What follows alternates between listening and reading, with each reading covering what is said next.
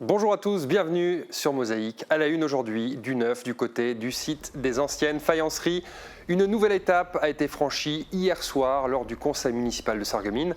La ville va signer 2 conventions avec l'établissement public foncier de Lorraine pour qu'il rachète le site à la faïencerie de Sarreguemines d'Igouin-Vitry et le dépollue avant de le revendre à la ville ou éventuellement en partie à des tiers proposés par la ville. Le projet est vaste et relève d'une vision à long terme, mais les premiers jalons sont posés. On y revient plus en détail dans le JT. Voici les infos du jour en bref, dans le 60 secondes. Pierre, l'autoconstruction bois, c'est ma spécialité. Construction, aménagement, génie bois, une équipe de pros. Vers un nouveau centre-ville à Sarreguemines, hier soir, le conseil municipal de Sarreguemines s'était 1h30 consacré à 24 points, dont un gros dossier. La signature de 2 conventions donne coup d'envoi au vaste projet de requalification du site des anciennes faïenceries. Une friche industrielle qui pourrait devenir le futur centre-ville de Sarreguemines avec un nouveau musée de la faïence, une grande salle de spectacle, un hôtel, des commerces de proximité et des espaces publics. Le port de plaisance de Sarreguemines à la Côte, le pavillon bleu a été attribué pour la 15e année consécutive à la cité faïencière, une récompense rare en Moselle, seule la ville de Metz en bénéficie. L'association Lorraine vient d'acquérir des boudins pour contenir les effets d'une éventuelle pollution. Ce mini-barrage flottant sera installé uniquement avant l'intervention des pompiers en cas de pollution. Fraises de chez nous, c'est parti pour la cueillette. Juste après la frontière de Sarreguemines à Annweiler, Erdbeerland vous propose ces vastes champs de fraises. Sous les serres, elles sont mûres. À l'extérieur, le soleil prévu cette semaine ne manquera pas de les rendre juteuses et sucrées. Elles sont proposées à la cueillette ou en barquette à emporter. Calme et sérénité le long du canal, à l'image de Serge Vanier. De nombreux pêcheurs jalonnent la Sarre ou le canal des Houillères. Soleil du matin, gazouillis d'oiseaux, cadre verdoyant et reposant, une passion peu coûteuse. Serge a payé sa carte pour pêcher partout dans la région Grand Est, 95 € pour 4 cannes. Il y a 2 ans, jour pour jour, se déroulait la 6e édition du festival Rémelfin en musique. Replay.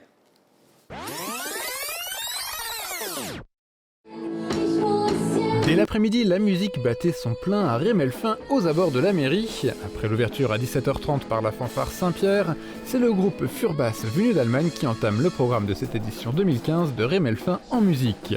Sur les 2 scènes du festival, les groupes proposent leurs compositions ou leurs reprises devant un public qui grossit au fil des heures. Rendez-vous place du Château à Rémelfin samedi 3 juin pour la 8e édition. L'entrée est gratuite, venez profiter des concerts. Le programme complet est sur le site internet www.festivalrem.eu. On regarde les prévisions météo pour demain, c'est avec Sandrine. Avec le Crédit Mutuel, partenaire des grands événements sportifs.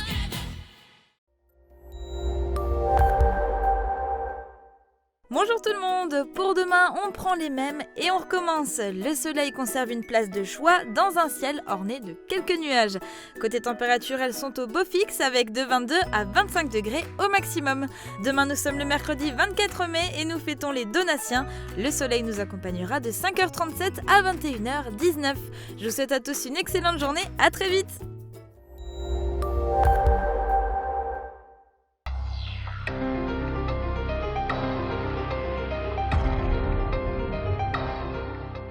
Le coup d'envoi du projet de requalification du site des anciennes faïenceries de Sarreguemines a été donné. Vaste projet présenté hier soir en conseil municipal.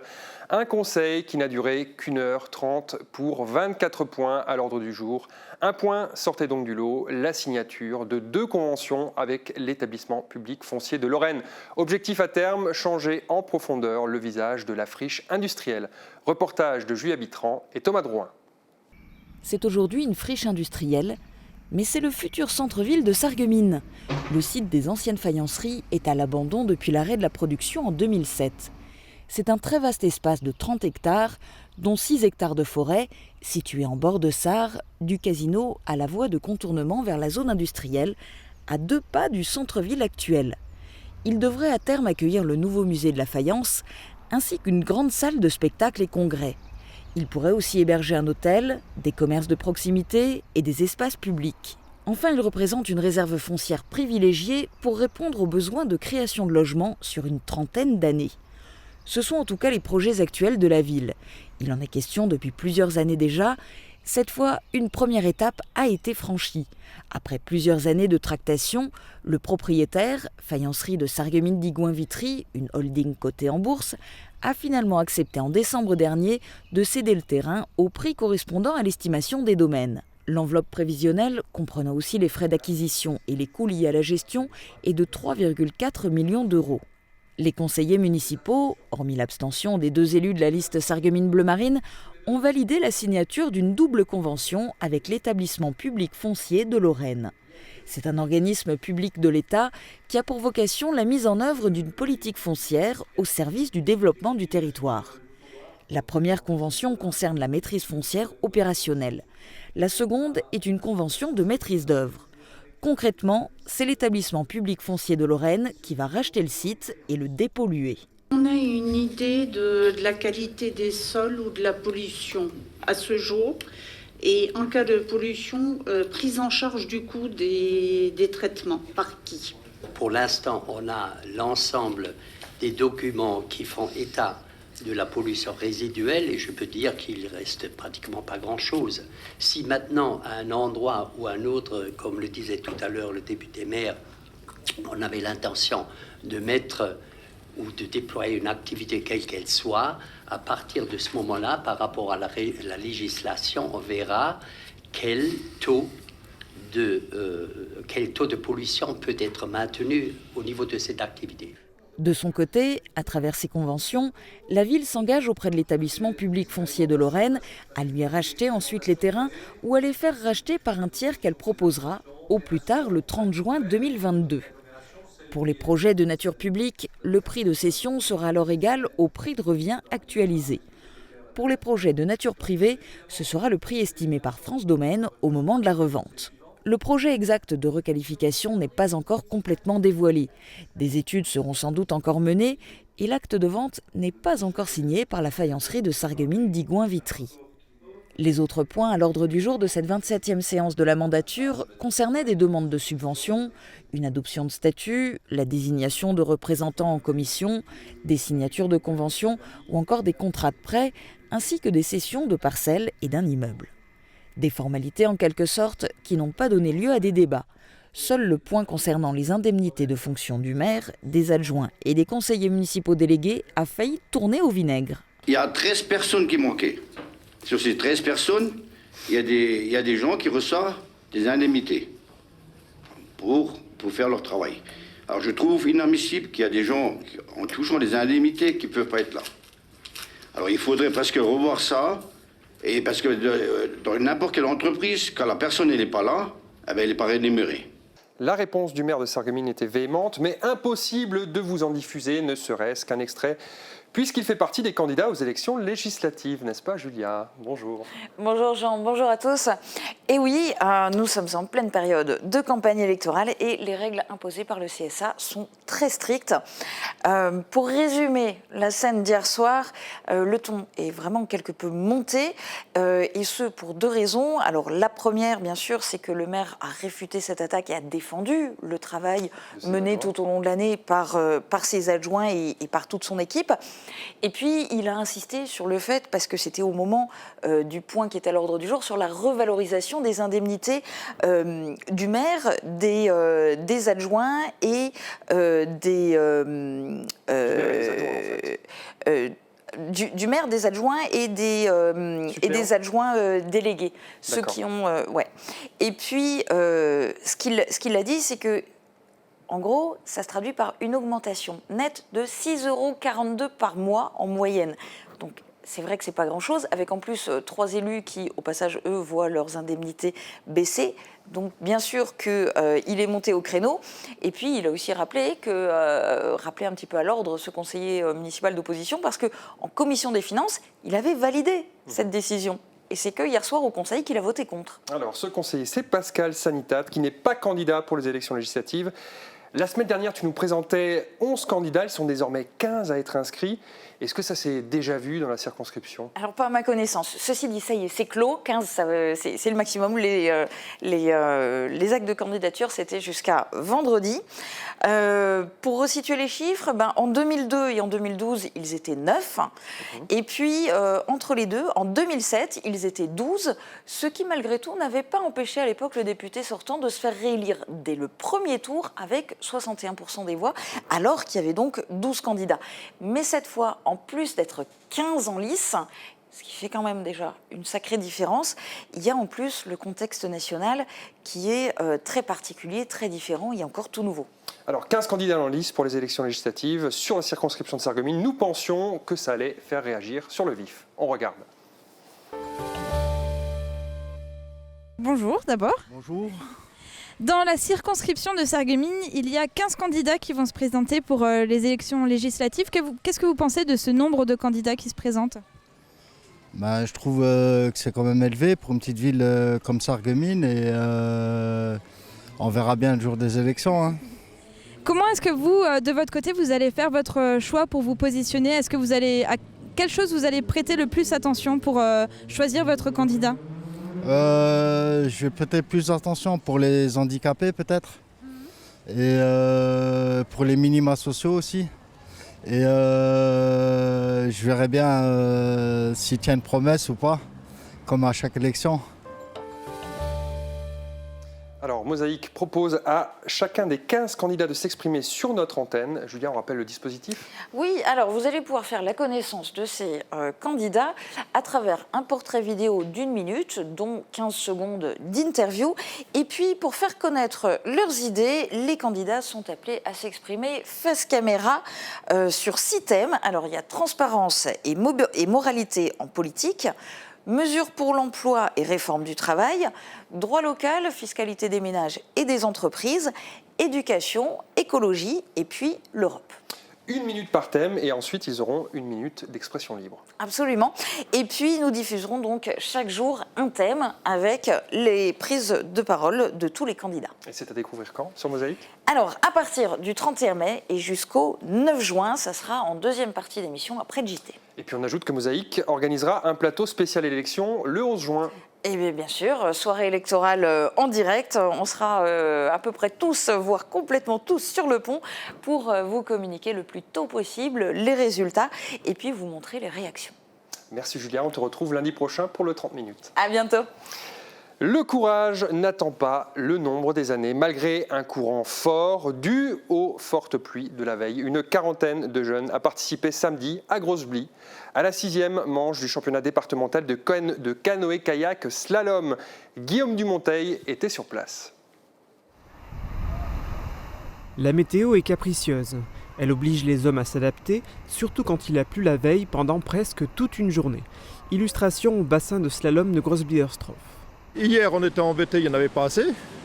Aujourd'hui, on a dû tout modifier le parcours parce qu'il y a une montée d'eau assez rapide qui nous a fait décaler toutes les portes. On a dû commencer au milieu du parcours parce que c'était trop dangereux en haut. Surtout pour les jeunes pratiquants de canoë-kayak. Le CK Val-de-Serre accueillait pour la 3e fois une manche du championnat départemental. Cette compétition concernait les poussins, les benjamins et les minimes. Une quarantaine de concurrents étaient au départ, dont 8 du club de Grosse-Blie-Ostrov. Ils ont connu des fortunes diverses. J'ai réussi à passer la 9, la 8, la 10, la 11, la 12, la 13 et après j'ai pas réussi. J'ai juste raté une porte et j'ai touché 2 portes. J'ai loupé 2 portes et j'ai touché 5 portes. J'ai failli tomber 3 fois et j'ai raté une porte et j'ai touché au moins 5 portes. 2 jeunes de Grosse-Blie ont remporté l'épreuve dans leur catégorie d'âge. Flavia Formica chez les benjamines et Alia Lamar chez les poussines. En plus de ce challenge départemental, 2 autres épreuves se sont déroulées sur le bassin. Un cross et le championnat de Sarre organisé par le club de Sarrebruck. Les Français aidaient les Allemands pour le bon déroulé de ces épreuves, tout comme ils avaient été aidés par leurs voisins pour le championnat départemental de Moselle. Une nouvelle illustration de la bonne entente qui règne des 2 côtés de la frontière. Pour trouver un emploi, on se laisserait volontiers porter par le courant, mais ce n'est pas si simple. et parfois il faut ramer. Ce n'est pas vous qui me direz le contraire, Paula Vincencio. Bonjour. Bonjour à tous. Alors vous dirigez la mission locale du bassin d'emploi de Sarreguemines. Dans quel état d'esprit sont les jeunes qui viennent vous voir pour la première fois ? J'espère qu'ils sont dans un état d'esprit très positif parce que la démarche de venir s'inscrire à la mission locale reste une démarche volontaire. Actuellement, nous accueillons à peu près 2500 jeunes, ce qui correspond à un nombre de personnes accompagnées relativement important pour une structure de 18 salariés comme la nôtre. Et le créneau d'âge, c'est quoi ? 16-25 ans. D'accord. Voilà. Donc 2500 jeunes. 2500 jeunes. Bon, la France reste un pays européen où le taux de chômage des jeunes est relativement élevé, l'un d'ailleurs des plus élevés d'Europe. Nous sommes dans un esprit très positif et donc nous avons régulièrement des jeunes qui trouvent des solutions en termes d'emploi, en termes de formation également. Donc il n'y a pas de désespérance non plus. Alors c'est quoi les profils de ces jeunes ? On va parler peut-être de jeunes décrocheurs et voire de jeunes diplômés aussi qui viennent vous voir.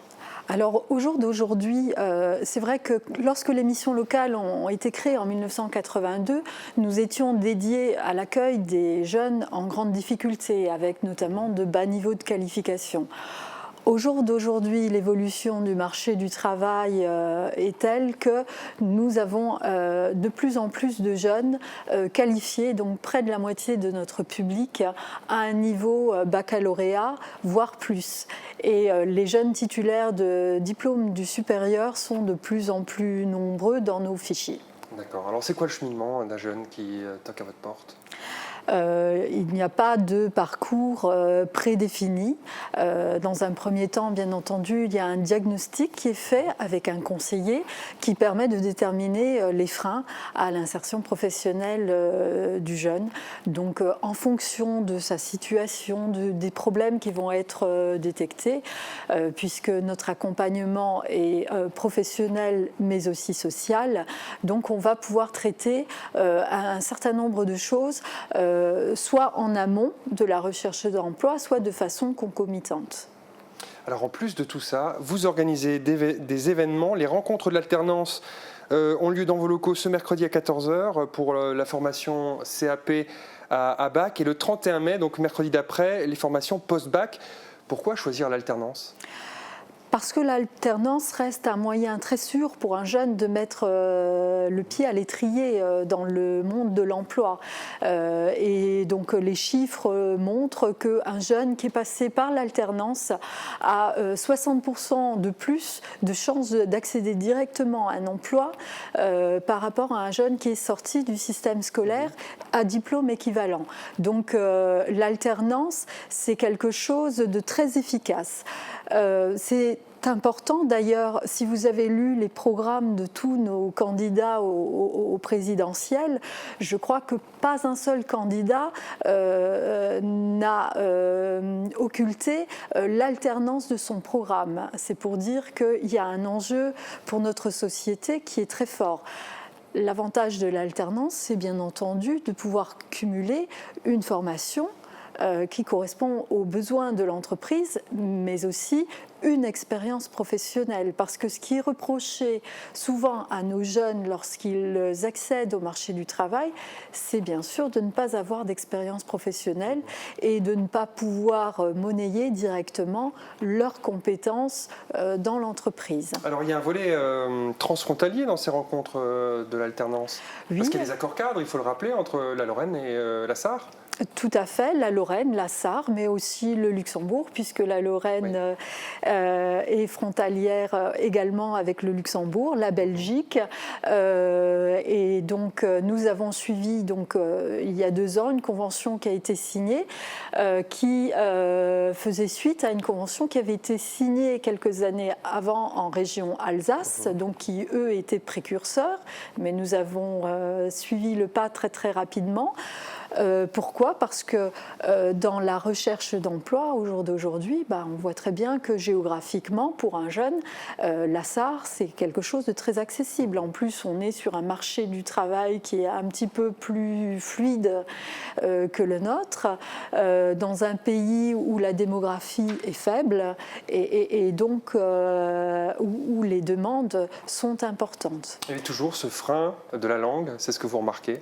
Oui, alors ça devient l'une de nos principales difficultés. Malheureusement, nous ne pouvons que faire le constat depuis près de 15 ans que le bilinguisme sur notre territoire se perd de plus en plus. Nos jeunes, malheureusement, ne parlent plus le plate, qui parfois est suffisant pour aller travailler en Sarre. Et ça devient une difficulté effectivement importante, malgré tous les efforts des pouvoirs publics dans le sens de l'enseignement de la langue du voisin. Alors, le salon de l'alternance, c'est les mercredis 24 et 31 mai dans vos locaux. C'est ouvert seulement aux jeunes de la mission locale ? C'est ouvert à tous les jeunes, donc nous avons sollicité les établissements publics, notamment dans des classes charnières par rapport à l'orientation, les classes de 3e, les classes de 2e. Donc ils ont été informés de cette action. Donc l'objectif, c'est de leur faire rencontrer les centres de formation pour apprentis, pour déjà présenter, puisque nous sommes au démarrage de cette campagne de l'alternance, mais déjà de pouvoir repérer les jeunes qui sont en recherche d'un contrat en alternance et par ailleurs de leur proposer, de leur démontrer le grand panel de l'offre de formation qui est proposée dans notre région, puisque nous avons des organismes qui viennent des Vosges notamment. Donc c'est très riche en fait. C'est très riche. C'est très riche parce que l'alternance est ouverte pratiquement à tous les secteurs d'activité et à tous les niveaux de formation. On va devoir s'arrêter là. Merci Paula Vincencio d'être venue sur notre plateau. Fin de ce JT, restez avec nous. Catherine nous prépare des roulades pour la fête des mères.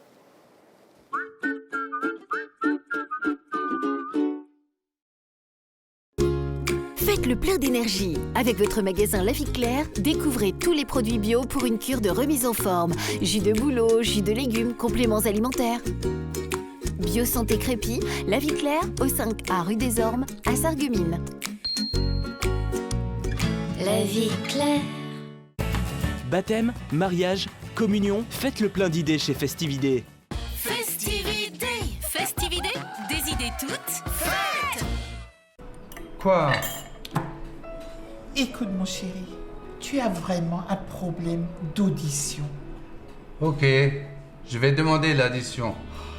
Quand on comprend de moins en moins bien, on finit par se couper du monde. Réagissez et testez votre audition gratuitement à la Passion de l'audition.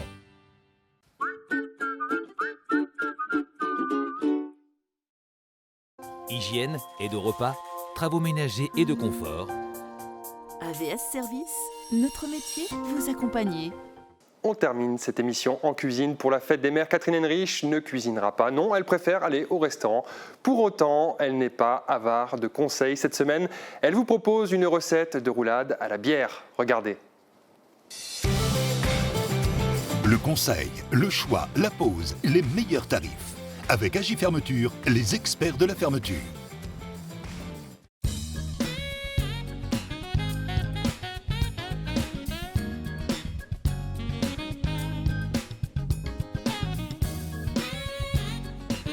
Bonjour, bienvenue à la brasserie artisanale Blessing, donc fabrique de bière artisanale et bio sur toute la gamme.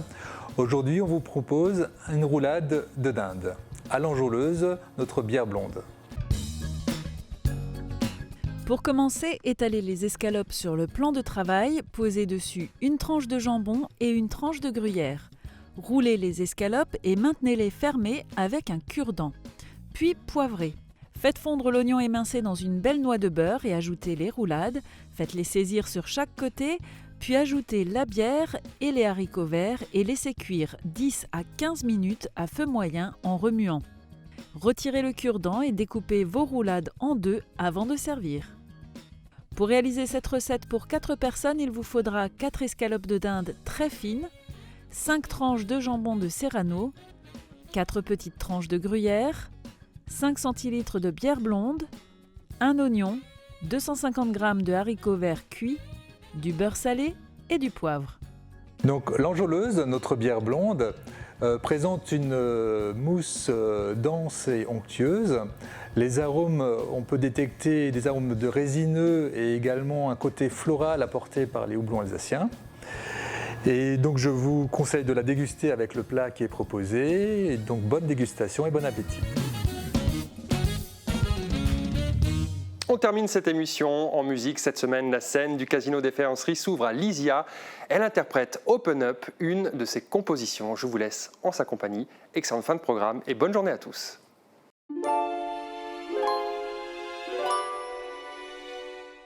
Je m'appelle Lysia et je viens de Paris vous présenter mon projet musical.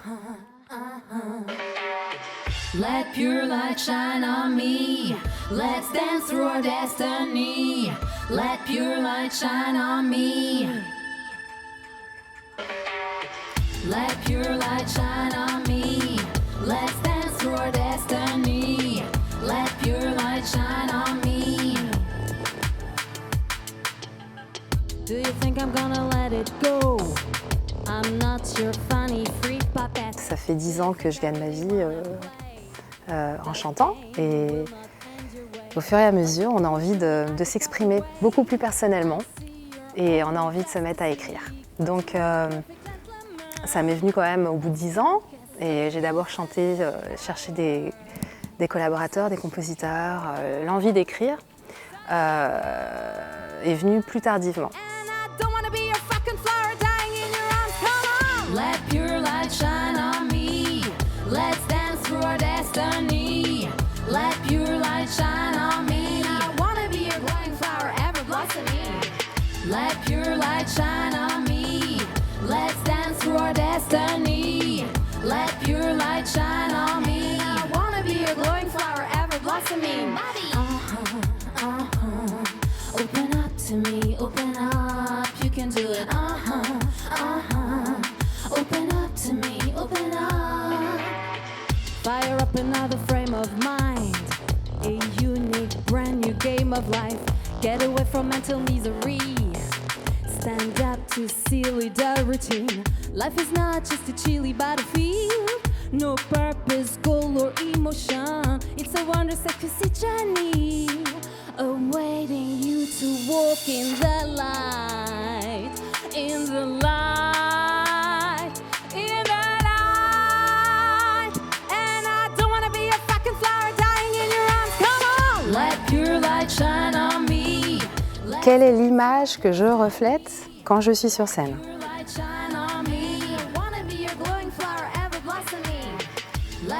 Alors là, je vous laisse répondre pour moi. Qu'est-ce que je représente pour vous? C'est la magie de la scène. On ne représente jamais la même chose au même moment, selon ses humeurs, selon l'ambiance. Et il y a tellement de sensibilités différentes. Open up to me, open up. You don't think I'm gonna play your game? Won't let this happen anyway. I see you're just a silly pig with no real sense of decency. How could I love you anyway? Such a miserable disgrace. How could I sit through such a crap and cope with such a state of shame? State of shame, state of shame. And I don't wanna be your fucking flower dying in your arms. Come on, let pure light shine on me.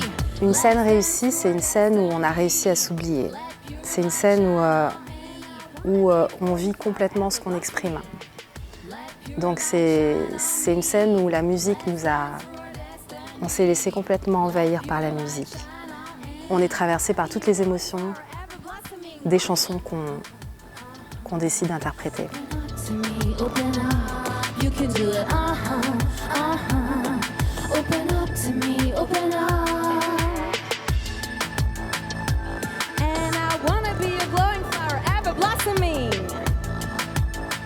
Mon avenir, écoutez, je le vois avec toujours l'envie de continuer à partager des chansons avec d'autres artistes, faire des scènes et continue de composer et de chanter.